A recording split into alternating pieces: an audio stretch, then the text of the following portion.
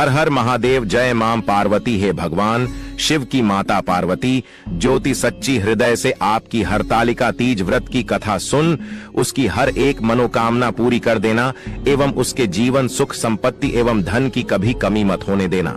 महादेव, यह दुनिया सिर्फ और सिर्फ आपके ही भरोसे हो। माताएं बहनें, अगर आप भगवान शिव को मानती हैं, माता पार्वती को मानती हैं, तो सच्चे हृदय से इस वीडियो को अभी लाइक कर दीजिए और कमेंट बॉक्स में लिख दीजिए हर हर महादेव, जय माता पार्वती। मित्रों, आज की वीडियो बहुत ही खास होने वाली है, क्योंकि आज की वीडियो में हम आपको सुनने वाले की हरतालिका तीज व्रत की कथा, जो भी इस कथा को सच्चे हृदय से, सच्चे मन से पूरा सुनता है, उसकी हर एक मनोकामना इच्छा 24 घंटे के अंदर पूरी हो जाती है और हर सुहागन को सौभाग्यवती का वरदान मिलता है, यानी कि महादेव स्टेशन साक्षात रूप में दर्शन देती है। यानी कि मित्रों, आप सभी का स्वागत। आप सुनिए, ओम नमः शिवाय, जय माता पार्वती, जय भगवान शिव। हरतालिका तीज व्रत कथा, जिनके दिव्य केशों पर आकम के फूलों की माला शोभा देती है और जिन भगवान शंकर के मस्तक पर चंद्र और गले में मुंडों की माला पड़ी हुई है, जो माता पार्वती दिव्य वस्त्रों से तथा भगवान शंकर दिगंबर वेश धारण किए हैं, उन दोनों भवानी शंकर को नमस्कार करता हूँ। कैलाश पर्वत के सुंदर शिखर पर माता पार्वती जी ने महादेव जी से पूछा, हे महेश्वर, मुझसे आप वह गुप्त से गुप्त बातें बताइए जो सभी के लिए सरल और महान फल देने वाली है। हे नाथ, यदि आप मुझसे प्रसन्न हैं तो आप मुझे दर्शन दें। हे जगतनाथ, आप आदि मध्य और अंत रहित हैं, आपकी माया का कोई पार नहीं है। आपको मैंने किस भांति प्राप्त किया है, कौन से व्रत, तप या दान के पुण्य फल से आप मुझको वर रूप में मिले। महादेव जी बोले, हे देवी, मैं आपके सामने उस व्रत के बारे में कहता हूँ जो परम गुप्त है।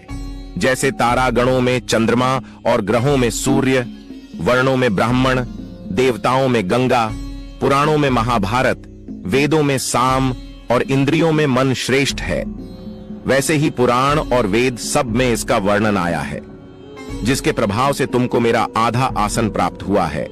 हे प्रिय, उसी का मैं तुमसे वर्णन करता हूं। सुनो, भाद्रपद भादो मास के शुक्ल पक्ष की हस्त नक्षत्र के दिन इस व्रत का अनुष्ठान मात्र करने से सभी पापा का नाश हो जाता है।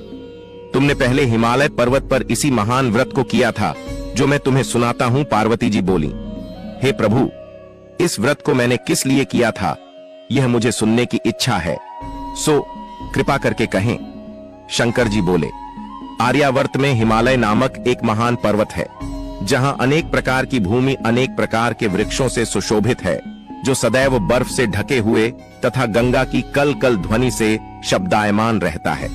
हे पार्वती जी, तुमने बाल्यकाल में उसी स्थान पर परम तप किया था और 12 वर्ष तक के महीने में जल में रहकर तथा बैशाख मास में अग्नि में प्रवेश करके तप किया। सावन के महीने में बाहर खुले में निवास कर अन्न त्याग कर तप करती रही।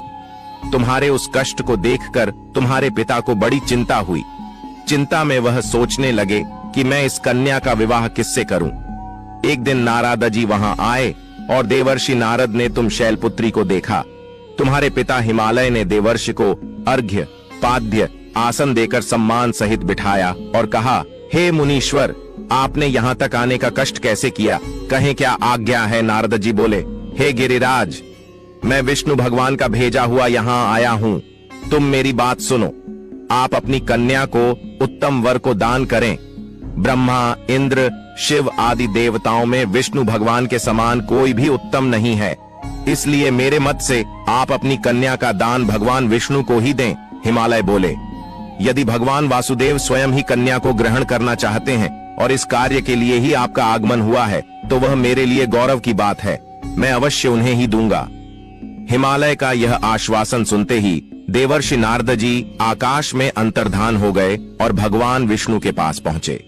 नारद जी ने हाथ जोड़कर भगवान विष्णु से कहा, प्रभु, आपका विवाह कार्य निश्चित हो गया है। इधर हिमालय ने पार्वती जी से प्रसन्नता पूर्वक कहा, हे पुत्री, मैंने तुमको गरुड़ ध्वज भगवान विष्णु को अर्पण कर दिया है। पिता के इन वाक्यों को सुनते ही पार्वती जी अपनी सहेली के घर गईं और पृथ्वी पर गिरकर अत्यंत दुखित होकर विलाप करने लगीं। उनको विलाप करते हुए देखकर सखी बोली, हे देवी, तुम किस कारण से दुखी हो, मुझे बताओ, मैं अवश्य ही तुम्हारी इच्छा पूरी करूंगी। पार्वती बोली, हे सखी, सुन, मेरी जो मन की अभिलाषा है सुनाती हूं। मैं महादेव जी को वरण करना चाहती हूं। मेरे इस कार्य को पिताजी ने बिगाड़ना चाहा है, इसलिए मैं निसंदेह इस शरीर का त्याग करूंगी। पार्वती के इन वचनों को सुनकर सखी ने कहा, हे देवी, जिस वन को तुम्हारे पिताजी ने न देखा हो तुम वहां चली जाओ। तब देवी पार्वती अपनी सखी का यह वचन सुन ऐसे ही वन को चली गई। पिता हिमालय ने तुमको घर पर न पाकर सोचा कि मेरी पुत्री को कोई देव, दानव अथवा किन्नर हरण करके ले गया है। मैंने नारद जी को वचन दिया था कि मैं पुत्री का भगवान विष्णु के साथ वरण करूंगा। हाय, अब यह कैसे पूरा होगा? ऐसा सोचकर वे बहुत चिंतातुर हो मूर्छित हो गए।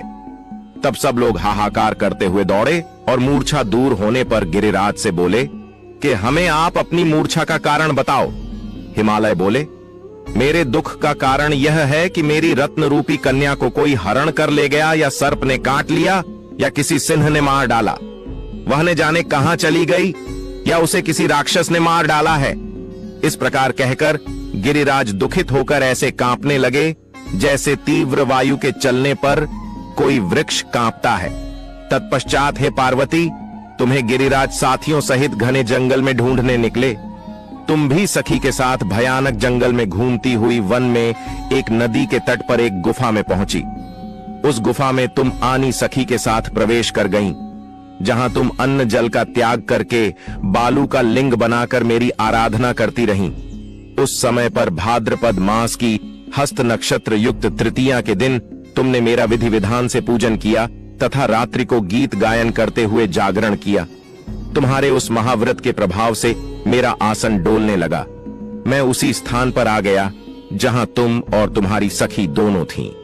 मैंने आकर तुमसे कहा, हे वरानने, मैं तुमसे प्रसन्न हूं, फिर तुम मुझसे वरदान मांग।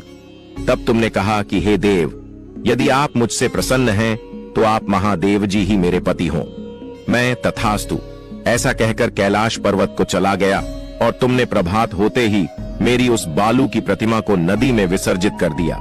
हे शुभे, तुमने वहां अपनी सखी सहित व्रत का पारायण किया।